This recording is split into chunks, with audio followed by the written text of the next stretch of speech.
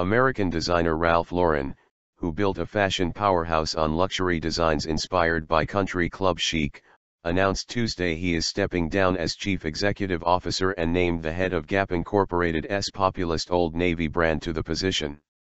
Ralph Lauren Corp, founded by 75-year-old Lauren in 1967, appointed Stefan Larsson, the global president of Gap's Old Navy division, as CEO effective in November. Lauren will continue to serve as executive chairman and head its design team, the company said in a statement.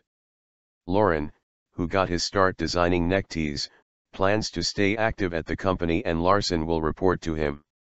"When they start designing things I can't understand, I'll quit," Lauren told the New York Times in an interview.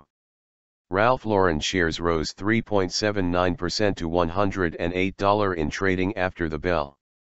Gap shares fell 3% to $29.30. The company has been struggling to boost profits as a stronger dollar reduces the value of sales from overseas. Net revenue in its first quarter ended June 27 fell 5%, mainly due to currency fluctuations. Odeon Capital analyst Rick Snyder said the company had grown to a size where it needed more systems and controls. "The change in CEO is just a natural progression," Snyder said. Milton Pedraza, a fashion industry analyst at the Luxury Institute, said Larsson's appointment follows a trend of luxury brands hiring leaders from mass-market companies in recent months. He cited the appointment of Greta Loebsack, a former vice president at Unilever plc, as CEO of Kering's emerging brands, which include Stella McCartney and Gucci. Larsson, 41, is credited with reviving sales at Old Navy, successfully implementing a model of offering trendy clothes at low prices. Annual sales at the division rose 8% in 2014 and became Gap's biggest business. Sales for the division were $6.62 billion, or 40.3% of Gap's total.